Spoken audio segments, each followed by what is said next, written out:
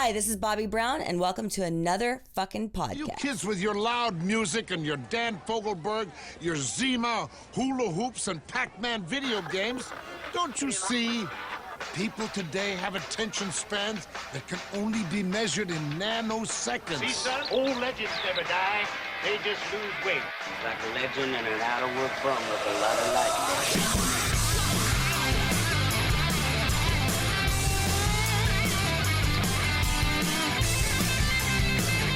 Hello, you crazy dirt fucker! Party time! Yes, it is party time. Hello, Hollywood. Hello, world. And hello, my loyal minions. It is good to see you, and it's always good to be seen. My name is Izzy Presley, and this is Metal Edge Magazine's another fucking podcast. Ooh, I heard a ding. My TV dinner ready? I don't know what's going on. You do not want to know what that email says that just came through. Trust me, it's not half that exciting. Is it something about Chad Stewart and a ham? That's all we need to know. Got a great show. Paul Gargano is with me as well. Of course, you know, Paul. Yes. I'm your white knight. Bubby. Bubby. And the ageless wonder, a man who is fighting bronchitis and sitting with us anyways because he is hardcore, from Mr. Big, our good friend Eric Martin. Good day, sir. Eric Martin. Where's that young whippersnapper? What are you talking about? Yeah, it's like you have Tommy Aldridge disease. He's like a robot. He doesn't age. You're the same way. You know, I don't know if Tommy has the same problem as I do, but like when I play shows and people go, "Oh my God, you look so good, God," which, you know, they go, "Oh, maybe not as good as the poster they used to have on their bedroom wall," but they go, "Oh God, you look so good," and then they get like, "Oh," they get a little close. You know? I don't know if Tommy. I've been saying that same joke for like 20 years now, so I'm kind of lucky that I still have somewhat of a youthful look, but underneath these clothes, elephant man bones. Just saying. Oh, I forgot to do this in honor of my close personal friend, Stone Cold Steve Austin. Got to crack one for the working man. I wish I could. I love how you make it about Stone Cold Steve Austin like you wouldn't be doing it anyway. Well, Yeah, no, but exactly. I stole his gimmick, you know, but at least I have to, it's not stealing if you're paying honor. I see what you're saying. Okay. Kind of like we paid homage to Ricky Rackman when you stole his. Oh, we got a new one for this. We're gonna find out today what gimmick we've stolen from Mr. Big, because I'm sure there was one. Right. I like it how you say, you know, you need an excuse. It's like, that's the Alcoholics Anonymous curse right there. You go, yeah, thanks to whose birthday is it? Clink. I only drink on days of the week that end in Y. Yeah, right. Well, you know, Eric, I did want to ask you about this. So I was just in Nashville, and we did this for a Rockin' Pod, and I hosted Rare Hair, and they had me playing on Coming Home from Cinderella to honor Jeff LeBar, and I did the guitar spin 3 times. It worked once. Yeah, got stuck. You got stuck twice. Did you know Jeff very well? Did you do you have any good Jeff LeBar stories? No, I met the guys in Cinderella for the first time when I was on the road with Mr. Big. We played in Bulgaria. I actually looked it up recently. I forgot to. I don't know. I think it was about 10 years ago, but that's where I actually met Gary Corbett as well. Yeah. And I was fortunate to play with Gary in this little side project that I'm part of. It's called Scrap Metal with Nelson Brothers, Kelly Kagi, Gary Corbett was in it. Jeff Scott Soto, Kip Winger. It's a cornucopia of rock stars in it. If anyway, hold on. If you don't mention Howie Simon, he's going to get mad. Howie Simon is the Swiss Army knife of rock and roll players. Yes. And more power to him. I'm really happy that same thing with Steve Brown. You know, Steve Brown was fortunate to help Vivian Campbell out and Def Leppard. Howie's doing the same thing.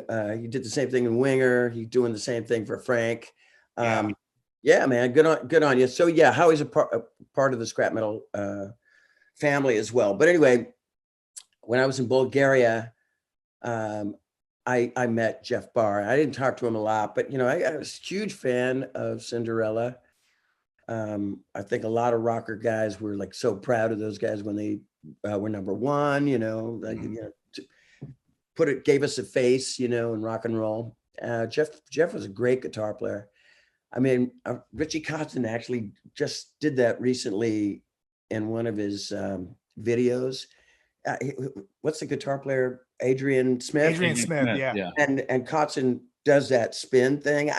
That's been around for a little while. Kotzen, he has carte blanche. I mean, he can do it too, but that's a Jeff LaBar, trade. Jeff made it famous. That was he was a good guy. I mean, I saw him at the Monsters of Rock cruise a couple times, and look, I'm not pointing any fingers. I mean, everybody was pretty looped up, Oh yes. Everybody's getting their drink on and rock on and the whole bit. But I thought he was a sweet guy, Well, you said you did play with Gary. Do you have any good Gary Corbett stories? Gary is just a great keyboard player and a kind of a Zen kind of character when you talk to him. I don't know if you know him, but you'd have these conversations with him, and all you're thinking is like, God, this is the nicest guy I've ever met. Is this Jesus? And he's a great keyboard player. Didn't talk about, I didn't know until later on, after so many gigs, that he wrote that song She Bop with Cyndi Lauper, Right. But no way. Yeah. And he made some money, and anyways, just a kind of a cool Zen, spiritual guy, sweetheart to talk to, great keyboard player. Yeah. I didn't know his history very well, but I'm so sad to see him go. I actually, what do they call that? Retweet or I don't know, I mean, even on my cell phone, it doesn't say tweet, it says twat. And I just did. And so I don't really care. So, but I re-hashtagged or whatever, something on my Facebook, like a GoFundMe. And when I got that up, something happened with my Facebook and it just stayed up there. I have two Facebooks, one for private, which never turns out to be private. You got one friend, another friend. We are Flintstone kids. But my other Facebook screwed up, and it's still up there with the GoFundMe page, and he's gone now. And just anything to help his wife and son. I tell you, go ahead, Paul. No, go. I was just going to say my favorite Gary story is that he confirmed that this actually happened when he was on tour with Kiss on the Hot in the Shade tour. They had that big Sphinx and the mouth open during God of Thunder, and like when Gene does the I am the Lord of the Wind, like it looks like it's talking. And Gary forgot to change the patch because he hit that, and right at that moment where it's supposed to be that, he hit his keys and it went forever. Oh God. Oh, Kiss. All your little things. Oh my God. I know they're like shooting around everywhere, but like I play in this rock opera called Avantasia. Really? Really, really great heavy metal thing that never, like I played metal gigs with Mr. Big in Europe, but not like this with Avantasia. I mean, we play like Hellfest and Gods of Metal and all this, I'm on the bill with Maiden and Megadeth, Sepultura and that kind of stuff. It's kind of fun. And I'm kind of the token heavy metal guy on the thing. It's a hardcore heavy metal, not hardcore, I don't know the words, but heavy metal, German heavy metal band with a lead singer, Tobias Sammet, phenomenal singer. And then he's got 5 or 6 singers from all around the world. I mean, you got Ronnie Atkins from Pretty Maids, Jorn Landy, Bob Catley from Magnum. I mean, kind of made men of the 90s and beyond. And there are three Americans, a woman, Adrian Cowan, total heavy metal singer, and me and Jeff Tate. Oh. And so when we were at Sweden Rock, and I know it's a long story to get there. I'm just like name. Oh, it's all good. Oh. Yeah, it's okay. I moved my feet. It's good. It's good. Yeah, I'm not gonna... Oh, I'm turning you on that much. All right. So don't worry about it. I always do the podcast with my feet up because I'm used to Izzy dropping names, so it's all good. Oh yeah, exactly. My feet are completely outstretched at the moment. Yes.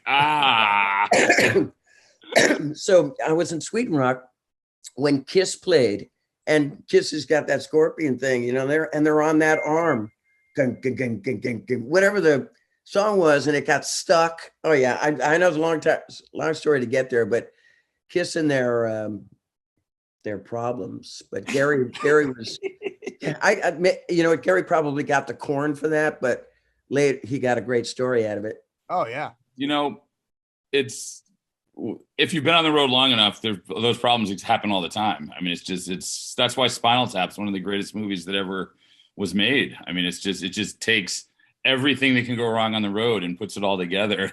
And every band's been through it. I mean, I'm sure you've had stuff like that happen to you guys.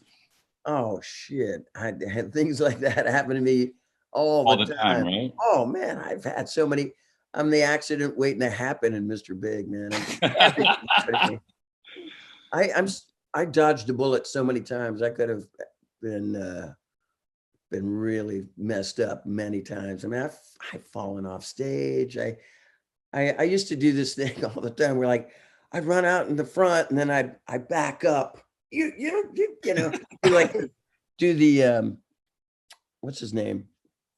Brett Michaels, you know. Oh yeah. You is he really looking at people? I don't know, man. It's like hey, I know you. I mean, maybe I hope he does know those people because they feel like he does, but it's like you. And anyway, I'm backing up and I fall over a monitor like 90% of the time in this thing. Fall over the monitor, but then kind of do it again to make it look like I planned it.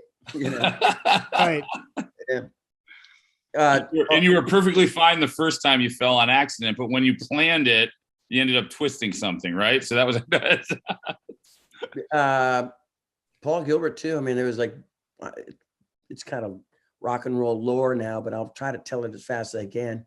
Where he's on stage in Atlanta, Georgia. We're opening the Rush, and he's on stage and he salutes the audience. You know, like we had that drill shtick thing for Daddy Brother, Lover Little Boy. Yeah. So let's just call it Daddy. That's the way it looks like in the set. Nobody wants to write it out.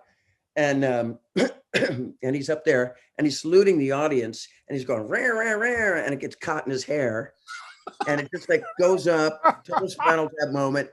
Billy goes, go behind my amp, and they goes behind the amp and the Rush crew, our crew, us, we're all there with butter and ice and trying to get out. And somebody, and I think Alex Lifeson goes, "What about a scissors?" You know, everybody doing that. Billy's playing a bass solo. I mean, it felt like 30 minutes, but it was probably 50. 5 minutes. Yeah. Anyway, and he finally worked it out and he got it out. And oh man, Atlanta, wherever the Hawks play, I think, 20,000 people. I mean, cheers are awesome. Boos are not good. Laughter, no, nobody like Robert Plant. Does anybody remember Laughter? Yeah, in Atlanta. So we got this thing caught, and people laughed and everything. A year later, we come back to a club in Atlanta, and we're talking about this whole thing, right? And then the news are talking about it, how funny that was in the situation. Paul gets a wig, and he's going to do that thing on stage with the drill, and he goes rah, rah, rah, and he points it like this, and at sound check, pointed like that, and he lifted up, and it spun around on the drill. It was awesome. But at the gig, man, it goes, and it got stuck in the drill, in the wig and the hair. Oh, Jesus! So it was Christopher Guest, Spinal Tap 2, and wow. It was hilarious. So shit like that happened to Mr. Big all the time. So that's why he cut his hair. Maybe that's why I cut it. Could have been worse. I was waiting to hear that it drilled through the wig and went into his head. That's what I was like, oh. That's coming next, man. It's gonna be like, you know, anything to get over in rock and roll. It's gonna be like Mr. Big's new album and lobotomy. And lobotomy. Like, what can we do to make the anniversary of this record even bigger? That'd be sweet. Now, was that we're celebrating an album anniversary now, which is just came out, right? Yeah. I mean June 30th. I believe. June 30th. It was just recently. Yeah. Lean into it. Talk about it for a month, but yeah, it just came out. Was that the tour? I'm trying to remember what tour I saw you support Rush on. Was that tour? It's hard to remember, right? We did 2 tours. We did Presto and we did Roll the Bones. Okay. So it was like in the middle of that, I believe. I can't really pin it down, but you know, it's the fact that Rush came to our dressing room. I mean, this sounds like a made up story, but they came to the dressing room and thanked us profusely for bringing chicks to the gig, you know? Oh, thank you so much. I mean, like women love Rush, but yeah. No, they don't. Not a lot. Like the ratio. Yeah. A lot of dudes, but I mean, like first couple of gigs with me and Rush, me and Mr. Big and Rush, man, they'd all be, when we'd go out for our 30-40 minute spot. Yeah. They'd all look at Billy's pedals and Paul's pedals and watch them like a hawk with their notes and everything. And like, I didn't get anybody. I got people going, hey, you want to get a beer? Yeah. Hey, you want to buy a poster? Yeah. Nobody looked at me. And then all of a sudden, To Be With You happened. And it didn't matter if you were a Rush audience or not. I mean, like, man, they loved it. And because Rush loved it as well. So Yeah. Well, how many of those chicks stayed for the Rush part of the show, or were they just there to see you guys? Oh, that's not fair, man. I can tell you, like there's Mr. Big's there's Mr. Big folklore in my household. And one of the things is that I'm not even like my wife, I'm Paul Gargano, I'm Paul G. I'm not even the first Paul G in my wife's life because she loved Paul Gilbert before me. So I'm like, what the hell? I'm like, I can't even be the first Paul. So that every time I see Paul Geary, I'm like, there's all the Paul G's, but when I first met my wife, I went to her office and she's got like a picture of Paul Gilbert, like just an autographed, you know, one of the bands she works with got it for her because they knew she was a fan. And it's really funny. And I'm like, what the hell? I'm not even the first Paul G. Like, that's not cool. that's totally uncool. And I couldn't pay her to go to a Rush show. She would be like, nope, not gonna. She goes, you can go with 6 other women if you could find 6 that would want to see Rush. I'm not going with you. But so she would, to answer your question, Izzy, Rika would not stick around for a Rush show. She would be there for Mr. Big. Yeah, but you know, like, all fairness, I don't see why not, because they're amazing. But you know, if the girls want to stay home, and more for us, you know. Yeah, more for us. I was an early adapter. This isn't something I should it's on a podcast like this, people aren't going to care, but I was very early on into John Mayer, and it was hysterical because you go to those shows and like literally it would be a mile bathroom line for the women. And then like just walk right into the men's room, walk right out, and the girls are staring at you like, what the hell? It was like the opposite of Rush. back in the day, you know, you would go see, you know, I would go out to clubs and see rock bands. This is before Mr. Big. And I'd go to the most popular band in town because they'd have all the chicks go to the clubs, right? I mean, how do you meet the girls, you know? So yeah. John Mayer concert. If I wasn't a serial husband and married way too many times, I would have used the John Mayer trick. You'd have been like, I'm going. I used to have to drag people to go to John Mayer shows with me. No, trust me, he's an amazing guitar player. You'll love it. And now over COVID, my wife has become obsessed because he was doing all of his like talk show type, like he had his own talk show thing that he did, and he's a very funny guy, and she got really into him. So now she's trying to pretend she's been into him a while, but I'm like, no, you're new. I don't know what's going on here, man. John Mayer, Paul Gilbert. Are you like second best in the household? What's happening? I have a dog. I'm third best. On my good day, I'm third best. No, say it is no. All right, go to the chat room really quick. Melly McSasspants. She says, Rush. Bruce Gillespie from Canada. Bruce. Izzy will like Rush eventually. No, I will not, because I can't count past Peter Criss. I'm sorry. It's just that simple.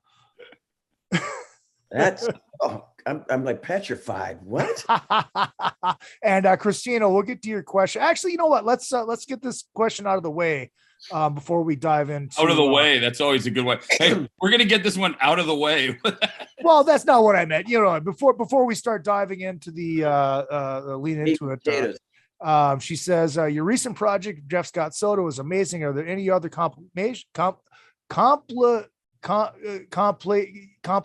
yeah, you know that word. I just want to hear you keep going. Compilations, yes, that we can look forward to. The Jeff Are you sure the word wasn't collaborations that we should look forward to? That's what I was waiting for you to get to. Could have been a hybrid. Yeah, yes. Collaboration. Yeah, could have been a rabid. No. Rabid. So the Jeff Scott Soto thing was great. Song called Mysterious that he had on one of his Talisman albums. Song was pretty popular. I remember listening to it going to Europe, it was on the radio and all that. But he asked me to do it, and it was kind of fun. I mean, I did it, and Jeff Scott Soto has got a very distinctive voice. It's really edgy, and he did his parts, and then my duet parts. I didn't want to copy him or be like that gravelly whiskey voice thing that I got. So I did it kind of R&B, kind of bluesy, soulful R&B. And then he went, well, I don't want you to show me up. I want to do so. I mean, I'm paraphrasing, but we were battle of the duets, trying to one up on each other, but it came out really, really good. I thought. I mean, somebody just wrote me tonight and said, "Thank you, man. I love that song, and you made it, gave it a new twist." So that made me happy. Awesome. I did something recently with I can't remember his name at the moment. Oh man, maybe just call it a secret because I can't remember his name. Exactly. Oh man, it bothers me. But I have a couple little irons in the fire. I was asked to do some. I'm sorry. I don't really have any big banner headlines right now, but I have been working a little bit, doing some stuff. Well, you've also been on the road too. I have playing with the Trickster Boys and Steve Brown. Steve Brown, who's a fucking riot. Oh my God. I know I talk a lot, but man, oh my God, that guy. Dude, he's a short fuse, that son, man. He's like, yeah, but somebody did that. I have to go, dude. And he gets like, what are you talking about? You're the same, with the high voice and the Jersey thing. All those guys that I play with, Steve Brown, PJ Farley, and Joey Casada from ZO2 fame. Mm-hmm. They're all from New Jersey. The knucklehead, I call them the knuckleheads from New Jersey. Which I like. It's just Eric Martin featuring them, right? Yeah. We don't have a band name. We had a couple ideas for band names. Chris Jericho, wrestler elite, wants to call us the guys that smell like soup. Oh my God. They hate that name, and they hate when I talk about it, what happened? The guys that smell like soup. The guys that smell like soup. But there's got to be a story behind that. Well, there was I don't know what he means by that. Okay, so I read on Pete Lauren's going to kill me for doing it. Pete Lauren and I we were friends at first, the lead singer for Trickster. Mhm. For those who don't know who he is that actually listen to your podcast, I mean, we're all rockers here. Yeah. So Pete and I became friends first, and then later on, Steve and PJ. But Pete was asked on a Trickster page, hey, what do you think of this new project that Eric Martin and Steve Brown and PJ Farley's got? You know, they play Mr. Big songs. They play Trickster songs, a lot of them. And Pete actually said this. He put it up on Facebook and then he took it off, which, you know, yeah, I do that too sometimes. Yeah. Yeah, I got a silver tongue, which stabs people sometimes, you know. So I'll put something up and I go, shit, I don't want to say that. And you take it off, right? But yeah, he said, well, why would you want to see that when you can see Trickster, talking about maybe Trickster reforming? Yeah. And he goes, yeah, to me, it's like Circus Lemonade.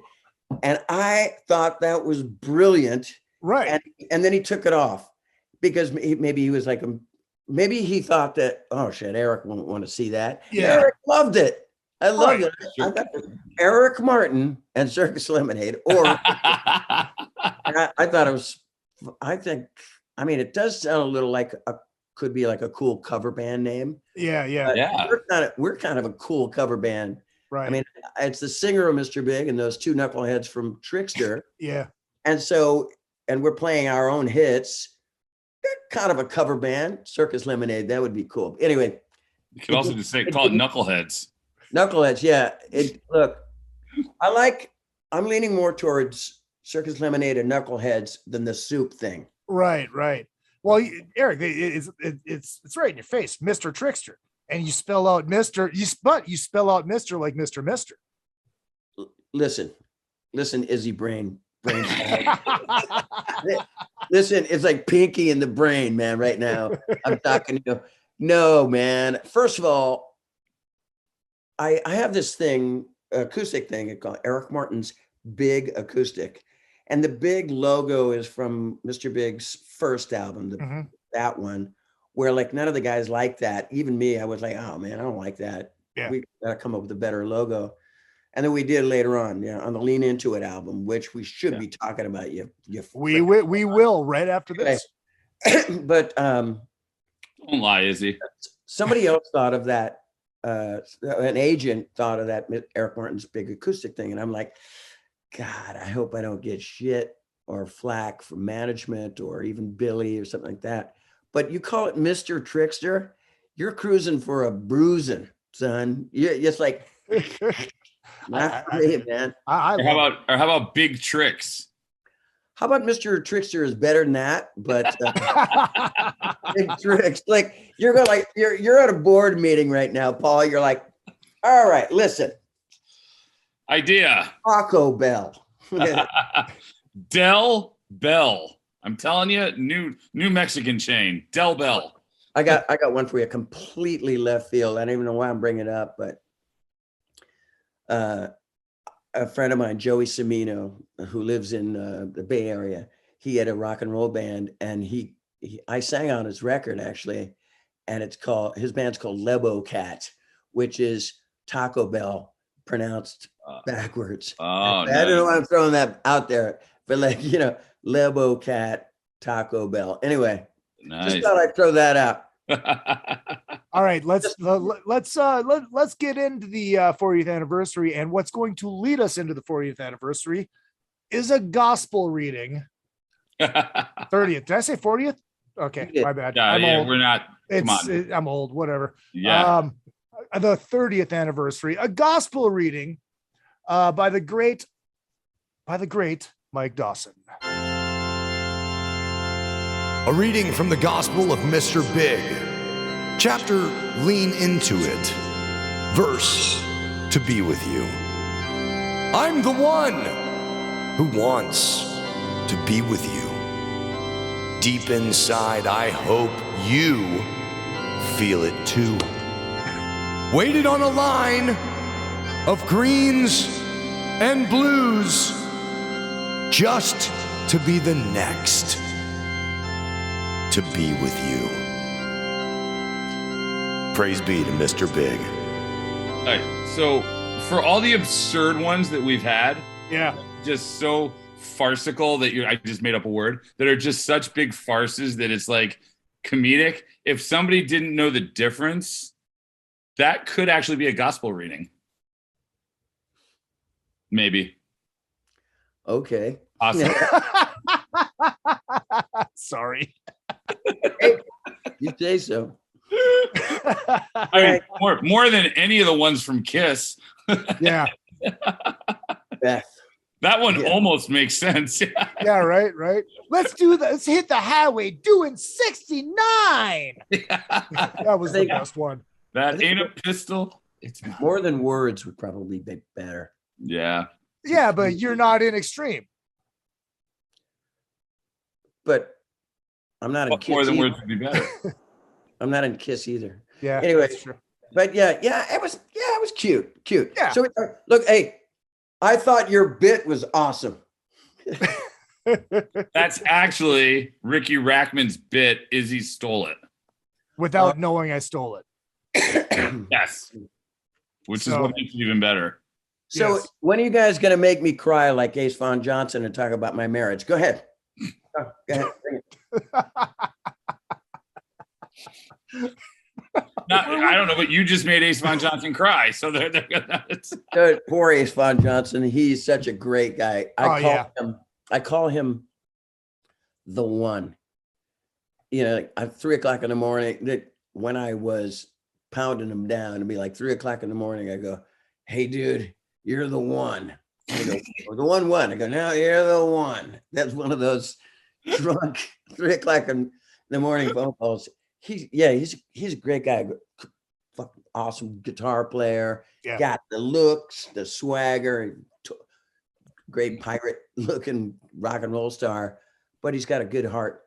Yeah. Even though when he puts on the text, you know, like those guys wouldn't do that kind of stuff with a little black heart. That's a facade, farcy, what are you saying? Far side. Anyway, yeah, good people. Anyway, I don't know where we're going. We're talking about the 30th anniversary, and then Yes, I the branched out 30th, something yes. else here. Yeah. No, that's okay. That's okay. Yeah, it came out on the 30th of June. And was that the actual anniversary of the album? It could have been. Could have I been don't like. think it was. I mean, it had. Hey, greater minds than us. Yeah. With that number, so. Is this I've the worked first at go record ahead. labels before, and I will probably argue that greater minds. Eric, Just is this saying. the first time? Is this the first time it's been on vinyl in the United States? I think in the United States, yeah. I mean, I have a friend of mine, Darren is his name, that works at a record store called Watts Music in Novato, California, where I live. And he called me like for months because they get their printout or what's coming and everything. Goes, "Oh my God, lean into it, red vinyl or whatever." Like he told me before my own management company told me. And he goes, "Oh, dude, I'm going to get my hot little hands on it in June." I'm like, I don't want to have the heart to heart to tell him that I'm going to get it a little sooner than he will. Right. But yeah, came out in vinyl. It's got all kinds of some remastered tricks to it. Mhm. Couple songs that I hadn't heard since 1991 or 92 when it came out. A song called Wild Wild Women, which I went, God, it was one of those cringe things because I went, Yeah. Oh man, I wrote a song called Wild Wild Women. Oh my God, what was I thinking? I mean, I wrote, like we all did, we all wrote like 5 to 10 things, Yeah. It would be a couple of them were stinkers. And I'm not saying Wild Wild Women was a stinker. I've written some great stuff. I could have put a little bit more effort of coming with a better title. But Dialed that one in a little bit. that's why it didn't make it probably. I think it didn't make it. There was too many songs for the album, and it didn't make it. It was a really cool bluesy rock kind of song. down, down, down, down, down, down, down, down.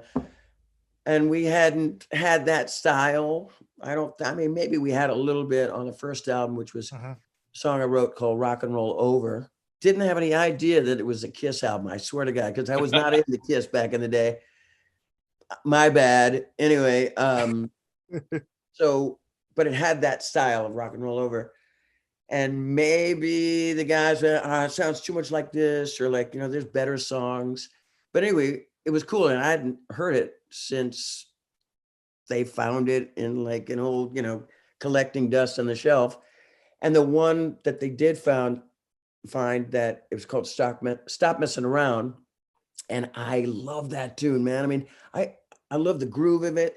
Granted, another one I wrote that was really, I mean, I didn't steal it, but I was influenced by Aerosmith so much. Like even in the beginnings, down, down, down, down, down, down, down, down, down. It's so Aerosmith out. And even Torpy would say, "Oh man, this is way too Aerosmith." I go, "So what, man?" Yeah, right. You can never be too Aerosmithy, unless it's Alicia Silverstone era Aerosmith. Right. My guitar's over there, but like, down, down, had a little Lord of the Thighs. It had licking up. It had a Toys in the Attic kind of thing to it. I thought it was just cool rock and roll, funky rock and roll. I grew up with that kind of stuff. So anyway, I love that song. And I love the cool rock and roll lyrics to it. She used to leave her love light on when I come home stumbling in early in the morning. She smelled a perfume, condition red, trying to be hip, condition red, condition red, that guilty feeling like to punch me in the chest. Baby, I'm breathless. I've been a slave to love. I'm restless. Have mercy on my soul. Get a life, get along. Stop messing around on the one that you love. Oh man, I thought it was just a cool rock and roll lyric, right? Yeah. And the guys were like stuck in that sounds like Aerosmith, And I remember Pat Torpy saying, "I don't like my drums." I'm like, "Bullshit, your drums are great. Your drums are great. Everything you touch on your drums, it's a golden gold." Right? It's like, the guy had the best sounding snare in the business, I mean, the band that got to open for Rush on 2 tours, there isn't much you could do wrong. Yeah, musically. Yeah. Neil Peart. I'll say that so you don't have to. There's no. I'll say it in a heartbeat. Yeah. Neil Peart talking to Alex and Getty. "Get me Pat Torpy. Give me Brett Weir and Pat Torpy." Anyway, so and it also had this. It had Aerosmith kind of sounding, but also it had this country rock feel to it too. It's like, stop messing around. Don't go, rock and roll hoochie coo. It had the vibe, And it got pushed aside. And I swear on the lives of my children, which is, you shouldn't do that kind of thing. You really shouldn't do it. So I can't take it back now because it's on YouTube. You jackasses are going to put me on YouTube and the Radio Pro. Okay, so like, I'm damned if I do and damned if I don't. But anyway, Kevin Elson goes, "Well, what do you want, man? I mean, you got a bunch of songs on this record and there's so much to choose from." And I was really, he loved To Be With You. And the guys, Paul and Billy and Pat, they love To Be With You too. But they were like, "Well, we got this one, and maybe we'll put on the end of the record, whatever." And he goes, "What do you want? You want Stop Messing Around or To Be With You?" And I'm like, man, I don't know. To Be With You, I guess. I mean, and and the reason why I acted that way, I had been carrying this song around for 16 years or something. And it wasn't until before I got Mr. Big, I rewrote it or wrote it better with this guy, David Graham. And I could have made a complete, blunder. Right. Could have put that, my size 9-inch shoe right in my mouth. So yeah, Stop Messing Around went back into the Mr. Big vault, and here it is. You get to listen to it. I wish the mix was louder. That bothered me a little bit about when I heard it. Not my vocal being loud. Yes, my vocal being loud. Yes. Fuck that, man. I'm a lead singer, and I want to be up there on the top of the mix. What lead singer doesn't? Right. Anyway, I don't know why you got lead singers who mix their own shit and they mix their vocal lower. They should be shot. Anyway, Eric said that they should be shot. No, I don't mean they should be shot. That's a metaphor for they should be slapped around a little bit. Jesus Christ. I love cancel. So Eric, does that mean that the original plan would have been for the ballad release from the album to be Just Take My Heart instead of To Be With You? Apparently, yeah. I mean, apparently that's my story that I'm sticking to, To Be With You wasn't, we just wrote it to be a fun Beatle-esque type song. Even it wasn't, I didn't even really realize what I was doing, but when I think it was David Graham that suggested this, it was like, boom, clap, maybe. And I was like, it sounds like all we are saying is give peace a chance vibe, right? Yeah. And we just wrote it to have fun. Just Take My Heart was written to be on the radio. Mm-hmm. I was having a good time. I mean, lyrically, spiritually, that song is about a traumatic event that happened to me in my life, right? Yeah. I mean, if you read the lyrics, it just kind of spells it out to be one of them drippy ass, tearful greeting cards, But I wrote that to be on the radio. To Be With You, I didn't. But anyway, getting back to, stop messing around. I've made some bad choices in my life. And that could have been, I would have never known. To Be With You could have been on the Bump Ahead album, but there probably wouldn't have been a Bump Ahead album without To Be With You, yeah. Because Atlantic Records at the time, they didn't have the vision like our manager Herbie Herbert had. Herbie, managed Journey, and he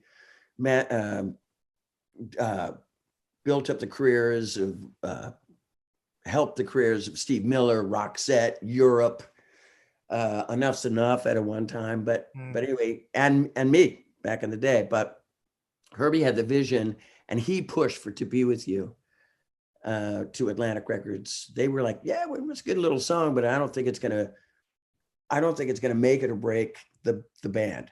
Right. And if that's the right words, make the band happen. And he pushed and pushed, and thank God it wasn't like, no, stop messing around, man. This is the, Yeah. And I love the two songs that came out on this 30th anniversary. But yeah, To Be With You, I'm glad everybody, Herbie, Billy, Pat, and Paul went, it's a good little song. Let's stick to the end of the album and see what the little engine can do. Yeah, I can't remember if I asked you this last time you were on, but that line, waiting on the lines of green and blues just to be the next To Be With You. Is that song about a fucking train? Is that song? You'd like it to be, because it, like, the album has a train on it. How like the two points of light come together. No.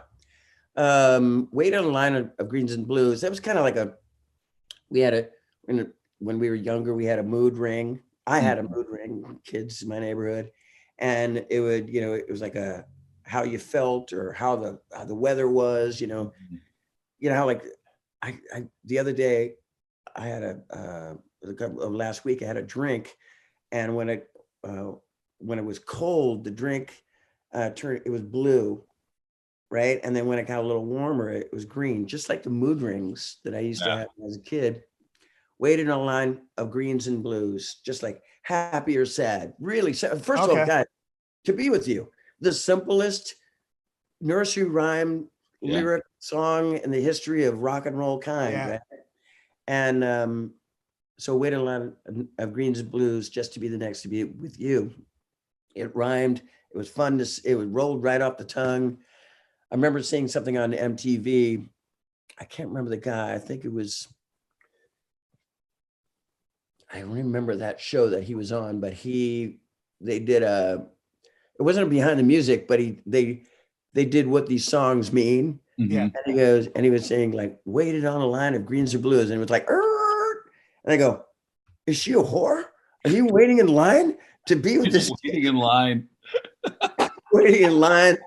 I don't know what I was thinking, I think it was that, I mean, the song is about this woman that I grew up with named Patricia, that I misconstrued our friendship, or we were friends and I blew it again, and fell in love. And she had other boyfriends that she was learning about love as well. And you were friend zoned. I was in the friend zone, and I should have stayed. I've learned to be a good friend of women and not go to the dark side, right? But it took me a long, long time. And she was my muse. I guess I was her muse. And man, stupid. Anyway, yeah, stupid. And I initially wrote the song about her. Paul, you were going to ask something. I was going to say, so like the moral of the story is, instead of trying to write radio songs, you should just try to write Beatles songs. Yeah, or just or Billy Sheehan used to have this saying. I know I forgot to get to the moral.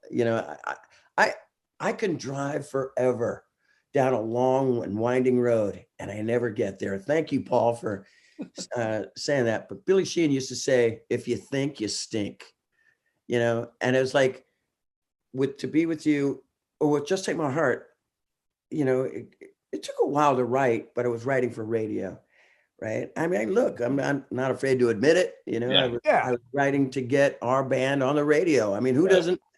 Well, that's what artists do. Yeah. We're a rock and roll band.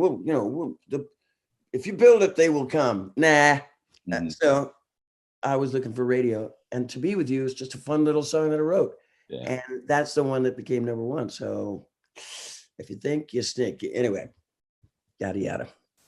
I mean, some of the biggest songs come that way. I mean, it's like like Cherry Pie from Warrant just was a song just thrown together at the end of that album. I mean, it's just, you think? It's just, right. It's like, but like some of the biggest songs, I mean, you talk about songs that make an album's career, make a band's career. And sometimes they're the ones that just get thrown together. And you think you stink. I'm going to start using that one.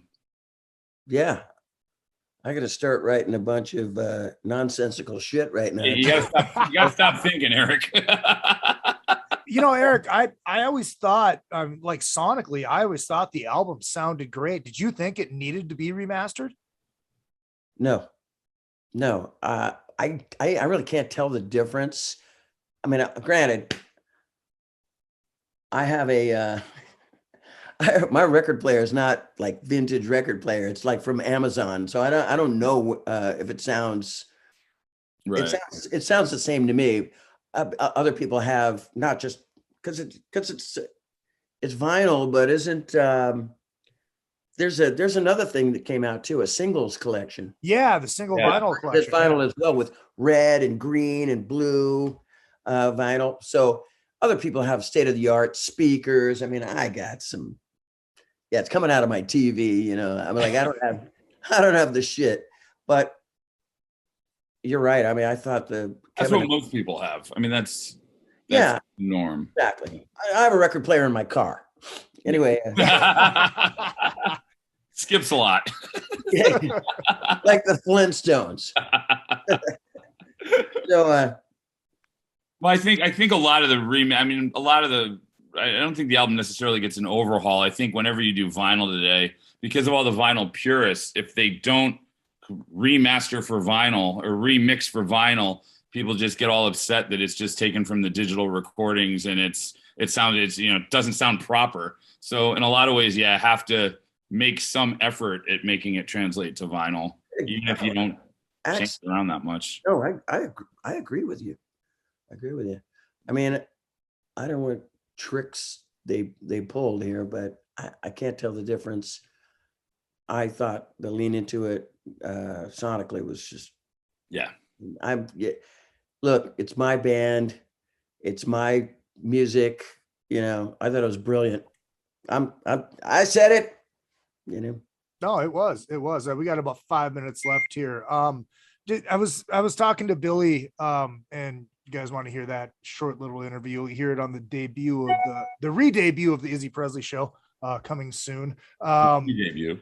But we talked about that time that Richie was in the band and when Paul was out of the band. Was it weird for you not having Paul there? Did it change the dynamic at all? Well, when he quit, it did. I was pretty pissed. But I knew I quit. I mean, like me and Billy we were fighting all the time, and we weren't getting. And there was nothing that we really. I can't remember without like you always hear like these things where like gang members and well, why they're fighting is because some flip-flops in the shower in prison or some bullshit, right? Mm-hmm. I don't know if that's a weird analogy, but it was so long ago or nobody remembers anything. But we just argued, maybe just being on the road so much. Yeah, look, when you get a hit, you're busy. You're working your ass off. I mean, like, be careful what you wish for kind of thing. We loved it, but it was a lot of blood, sweat, and tears, So I think Paul just had enough of me and Billy of arguing about stupid shit all the time that he left. But we were pissed that he left because we could have had a band meeting and talked it out. Yeah. But I was so upset with him and panicked. But when Richie Kotzen came around, and I know we only have 5 minutes, but I'll tell you, I was playing this club in San Francisco, in Marin County, where I live, at 4th Street Tavern. I was playing this gig, and this guy, this would look like a homeless guy, came in. He's got all jacked up teeth and everything. Comes in, he goes, "Hey man, I'm borrowing $5." I can't do his thing, and I was going to play 2 sets, and I go, "Hey, I'm going to cut my first set short. Hold on, guys." And I go, "Hey, can I talk to you?" Because this guy he wasn't disruptive, but I went a little alone time outside the club, and I'm reaching in my pocket to pull out some money, and the guy's talking to me in like an accent, Southern kind of thing, like all downtrodden. And I look at them pretty little, those stone cold eyes right there, and it's Kotzen. And he put like some fake teeth in and doing his thing. And I'm like, "Richie, what are you doing?" And he's like taking his hat wig thing off. And he goes, "Hey," and I immediately went, "Oh my God, and I've known Richie since he was like 18. And I go, "Oh my God, man, you'd be perfect to not only, you wouldn't be filling the shoes of Mr. Big or Paul Gilbert, some mighty ass, big ass shoes, size 14, size 15 shoes, but you'd be your own man in Mr. Big." And I thought he'd be perfect. And when I rang up the guys, like, "Hey, Richie Kotzen," and Billy and Pat were like, "Oh man, that was going to be our choice as well." So I was really happy that Richie got in the band. I was disappointed in Paul, but like, hey man, kids got to eat, No, exactly. I needed what was I going to do? Paul quit. I wasn't going to be on my computer. It says "force quit." No way, Right. So what's going to happen moving forward? Because I know last time you were on, we talked about Pat and how you didn't know if you could go forward without Pat, but I know you had obligations and Matt, wait, Izzy, you're leaving out a whole big chunk of landscape here. Kotzen was in the band for a couple albums and did great. Yeah. No, obviously. But Paul eventually did come back in 2009. Yeah. And we had this big, great, the train moved, it was really good. Yeah. But when Pat passed, it was, again, I was pissed. I was sad that this happened. I didn't know what was going to happen with the band. I was so scatterbrained when that happened. We Matt Starr was playing with this as a sub drummer. Yeah. And Pat was playing a Cocktail Kit on the side and doing all the background vocals. And he was great. And then he passed away, and we had some contractual, not right. Again, me and my words. Use your words, Eric. We had some gigs booked, a tour booked in Australia with Extreme, ironically. and we also did some clubs and festivals in Europe with Fozzy, Chris Jericho. Look, it all comes back full circle. Yeah, right. But and I look back, and Pat Torpey's no longer there, and it's just Matt, and the band sounded so different to me. I mean, it was the music, but it was like, it's a different sound to Mr. Big. And then we got off the road, and we discussed maybe getting another drummer to do like a last tour, a last hurrah, you know. And I suggested this kid named his name is Edu Comaniata. I think. I totally don't know I don't have my South American accent down, but he was a great drummer. He played with Jeff Scott Soto. Oh, everybody's in bed with everybody, and Jeff Tate too. Anyway, and he was a phenomenal drummer and could sing, and he loved Pat Torpey, and he had his snare drum toned down, you know, the whole bit. And Paul actually went to South America and did some clinics or some shows and met with Edu, and they had played together. I don't know what happened. I was starting to get phone calls from other drummers, and I love Edu. And he's probably going to hear this for the first time, that I'm the one who brought him up, and I kind of cock-blocked him in a way. Other drummers were coming out of the woodwork saying, "Oh, I'd love to play on Mr. Big's record." And I was thinking record. I was totally thinking Edu to play on the record, but I was also thinking, me and my big mouth, I was like, Greg Bissonette, Ray Lucier. I brought up all these names, and I could totally tell Billy and Paul were just, they were going through the grieving process as well. And I was too much of a scatterbrain. I didn't have my shit together. God damn it. Made another bad choice. I thought it was a great choice because it was paying homage to Pat, all the people that Pat loved, and even that kid in South America who loved Pat. But I couldn't make up my mind, and I think Paul and Billy, mainly Paul, just went, let's just take a breather. And been taking a lot of breaths for a long time. And then the COVID thing happened, and all I thought about was that. But yeah, the Mr. Big thing, I might have put the kibosh on the Mr. Big gig for a while. So if you were going to ask me about Mr. Big and the future, don't ask me. Don't ask me. Look, I would love to do a record, because I enjoy making music with Mr. Big and writing with Paul and Billy as well. But now I'm getting all sad. Here's my Oprah moment. Thanks a lot, guys.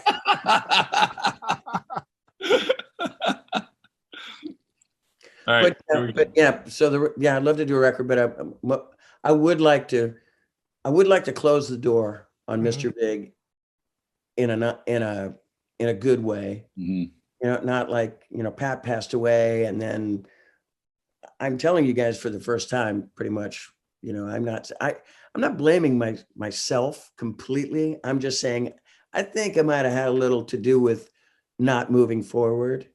I wanted it. My intentions were great. They were honorable. I was thinking of Pat, but I thought about Pat so much. I'm like, we have to have a great drummer. We have to have an amazing drummer, somebody who's that level. And me and my Mr. Big Mouth strikes again. Well, I haven't seen. I mean, I actually haven't physically seen the box set. I would love to get my hands on it, and I will at some point. How much were you involved with what's going in, or what went into the box set? I mean, were you just pounding ideas, or they just coming at you going, "Hey, this is what we want to do," and you said, "All right, cool, do whatever you want to do"? Both. They said we want to do a 30th anniversary, and they came up with all these things, not just, hey, what do you think of this? You can add your 2 cents in. There's so many cents that they came up with. Yeah. Like, you don't need me. You know, I'll be here to promote it and I'll talk about it, but they had their shit together. Evolution is the company.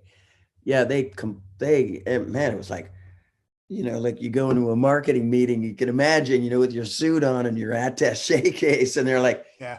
you know, advertising they had pages and pages of ideas, and man, you're right. I was like, yeah. I think something that helps these days, I mean, a lot of us in the music industry, we grew up, like, now we get to actually work with a lot of the bands that we grew up loving. So it's like, it's a passion project. So when you get an opportunity to be involved working with an artist you love, it's very easy to come up with great ideas. And I'm sure that's what happened with the label. They probably was just, I'm sure the people that put it together just love you guys. And they were like, they knew what to do as fans. You know, you're coming at it as a fan, not a record label at that point, which is Absolutely. That's how I met these yeah. folks. You know, our manager, Tim Heine, who I'm going to do another sort of Kevin Bacon moment right now. He managed Cinderella at one time. Okay, so God, bringing it right back to Jeff LaBar, right? Yep. I hope Full so. circle. I hope so. Somebody should. Anyway. Or it could make it Chris Jericho Inner Circle. Yeah. Oh, nice. What you did there, I see it. Ow. You did it. You did a. I AEW'd that. Oh my God. That is really good, man. So, where the frick are we? Heine. We were talking about Heine's. Yeah, I'm sorry, Tim Heine, who has been managing Mr. Big for a good, you know, since 2009, and is, you know, the champion. That is. I mean, this is a great manager, fantastic manager. But he put us all in touch with Evolution, and then right off in the get-go, I could tell that these guys they love Mr. Big, and they were true Blue fans, you know. That's awesome. That's fucking great. Well, let's. I was about to say, I feel bad because last week I made Izzy get off early, and I know Izzy's got something now, and I could go for about another hour and a half, and with Eric Martin's solo questions. But I'm gonna shut my mouth and not ask anything because we'll have to. Well, Eric, Eric, again sometime. Yeah. I would. You can look. Izzy's been like hitting me up for a long time, and I've been running out of excuses. I was almost going to say my dog ate my homework, but but you had one. Your throat. You just been like, I'm sick. I am, man. I've been like bite. Holy shit! I almost said coughing into the pillow. Izzy, you're half a freak, a nature, but oh my God. That's the worst part about this is I was going through publicity and they're like, he's not feeling very well. And then at the same time that publicity told me you're not feeling very well, Izzy goes, okay, he's doing it. And I was just like, okay. So now I'm sending the apologetic emails to the publicists. Went behind your back. I'm a trooper, you know. I didn't even want to go out on stage in Indiana, Sweetwater Pavilion. I love Robert Mason. God, he's such a great singer, performer. So good with Warrant. He came out on the road, man. And he was like, no, he came out on the stage and he goes, you know, let's go. You ready to do this? I mean, there's something. Oh man, I was getting chills backstage going, man, this guy's confidence in that. Yeah. You know, I have some confidence, but God, when I watch that, I'm like, oh man, I got to step up in the future. But when I was on stage singing to the audience, oh my God, I felt so bad. And when I even got off stage too, Robert was like, hey man, you did it. You're good. Yeah. They didn't boo you. They loved you. They sang all the words, songs. You know, like the last time I saw Robert, actually, this is kind of a Robert Mason day here.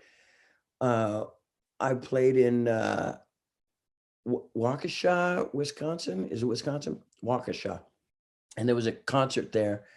this promoter, I liked the guy too, but he didn't have a shit together. Mhm. And he had a concert thing. It was called Waukesha, right? And First warning, it's called Rocket. Waukesha. Look, there's all kinds of silly names out there, but it was me and the usual suspects, Quiet Riot and Warrant and Leader Forward.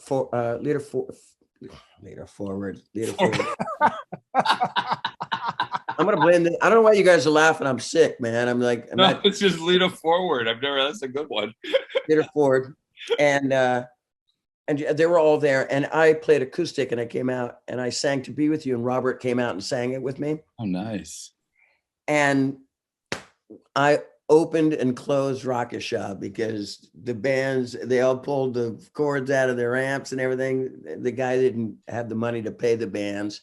I performed. I didn't get paid, and Robert sang too, man. I think I owe him $100 or so, but anyway, Robert Mason. Yeah. Getting back to that Warrant thing. I did it. I'm a trooper. I'm glad I pulled it off. I mean, sometimes, that kind of situation you probably should cancel, but I was right then and there. I did it. I'm right here to do your show for you, Izzy. You know why? Because I love you, kid. I love you too, kid. I got to tell one story because I wouldn't be able to sleep tonight if I didn't tell you this and give my embarrassing story. Because I always laugh when I'm with bands and someone comes up and goes, "Remember me?" This is not a remember me moment. Paul, before you say it, tell your story. It's been a long ass 5 minutes, man. That's all right. That's all right. Okay. I got 5 minutes. Are you sure the FCC? Right. This is a quick story. And I just have to say, it was one of those moments, one of the most, when people talk about having fun at shows, one of the greatest times I have ever had. And I always go back to this show when people tell me most fun you've had at a concert. Yeah. Mr. Big played at L'Amour's in Brooklyn. This would have been late 90s.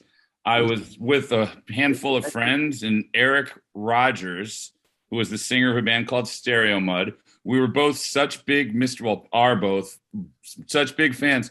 He got up on my shoulders, and I'm 6'4".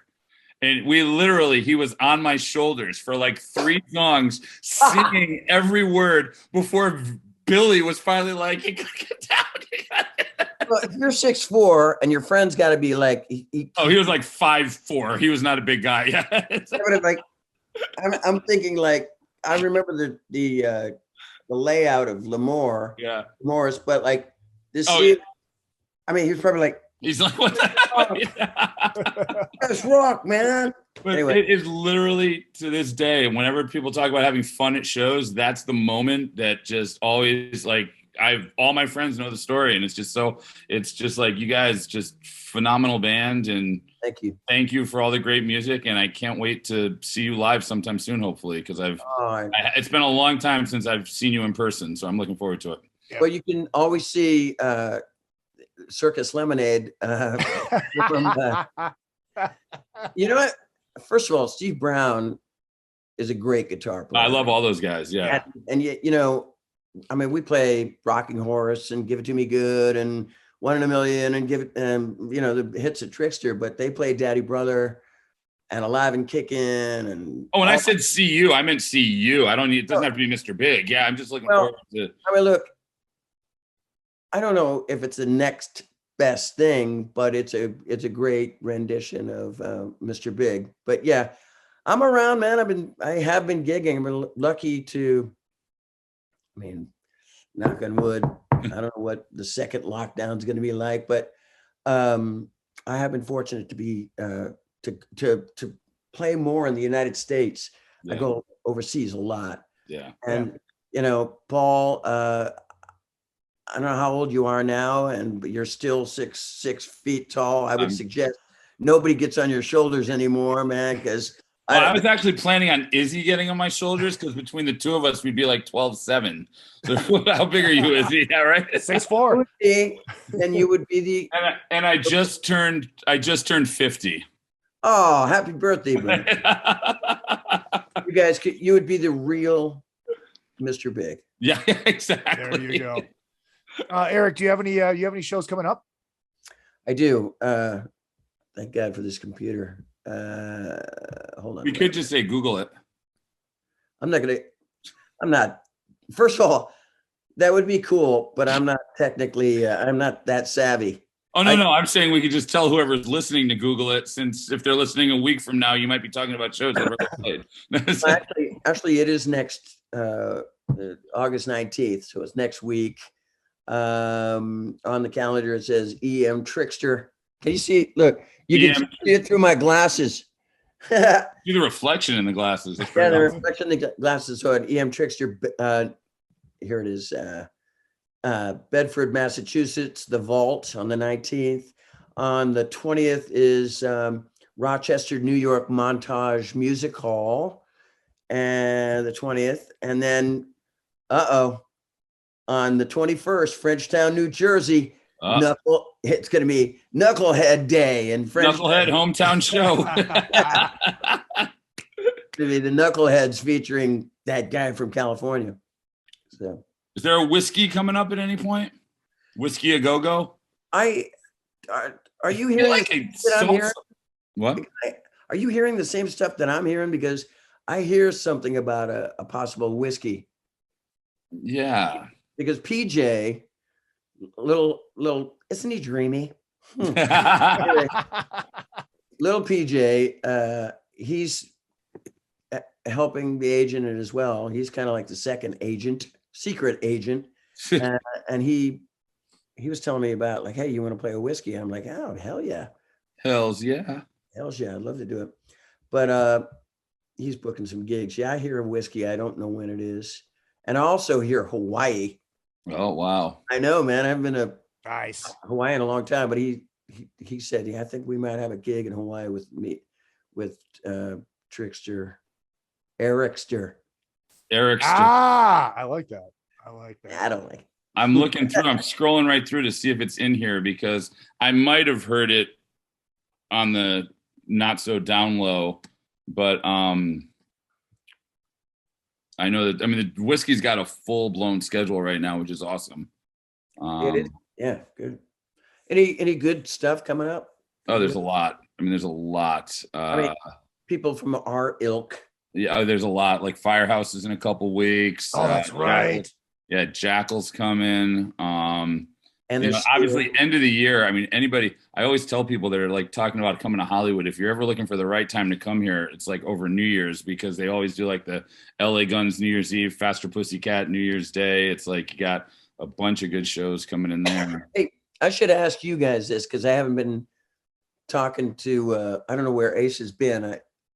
I haven't talked to him in a while. Is he still playing with LA Guns? Yeah. Yeah. I was just with him this weekend. He brought Mila to the airport to say goodbye as I was leaving Nashville. So what happened to Faster Pussycat? They have a different. Here it is. Eric Martin of Mr. Big featuring Trickster. February 18th, 2021 or 2022. So it is. I did see it. I did not make that up. Oh, that's cool. I hope we all make it. Yeah. Hope we're a lot out of the house by then. Exactly. Yeah, right. So yeah, the reason why I asked about the Faster Pussycat thing about Ace, you know, on that last Mr. Big tour, when I told you about the clubs and Fozzy as well, the tour before that, when Pat was with us, we were on the road. It was Mr. Big, The Answer from Ireland, great rock and roll band, and Faster Pussycat. And Tammy actually, you know, stopped drinking then. Mm-hmm. But that's where I met Ace. You know, I loved hanging out with the guy. Everybody else would be sleeping it off in the bus. Tammy would be in the dressing room already warming up. I mean, I knew fucking Tammy. It was awesome. And then Ace would be wandering around, and him and I got to be really good friends on that tour. Yep. No, they're still doing it. Ace's Sam Bam is in the band now, and Ace is doing LA Guns full time. Where do you think I got this from? Is it? Did you go to Japan? No, Ace gave it to me. Oh, That really? was a gift to him on that tour of Europe. Ah, that's so sweet of him to I was rename. about to say, so what you're Great basically gift. doing is you're throwing him under the Japanese tour bus. Yes, Re-gifting a I gift. am. I love how it's sweet, and this this is so funny. It's like you give somebody a gift and they renege it. They Somebody else who re-gift it. appreciates it is just as much. They re-gift a gift. Way to spin that. What's the All guitar right. player, Faster Pussycat? The new guy? Sam Bam, Bam. bam. He's my new friend now. There Anyway. you go. Yes, There you go. Exactly. All right. Let me He's hit even the- younger than Ace.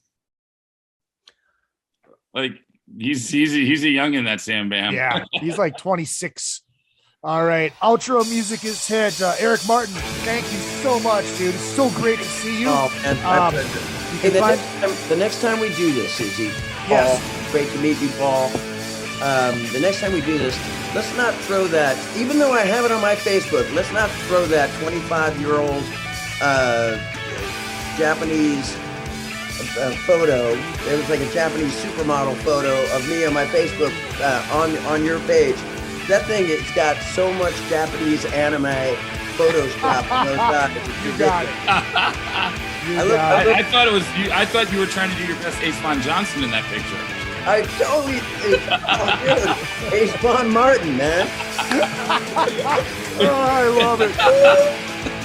You can find Eric on Instagram. You can find him on the Twitter machine. And the Twitter is Eric Martin Band. And Paul Gargano, follow him at Paul Gargano, and follow Metal Edge Magazine at Metal Edge Magazine on the Instagram. And of course, you can find me at Real Izzy Presley all the way across the board, Twitter, Instagram, and Facebook. And of course, the show pages, Another Effing Podcast. Eric Martin, thank you again. I freaking love you. Paul Gargano, I Thank you, freaking Eric. think you're swell. And we'll see you next week. All right, hey, rock and roll.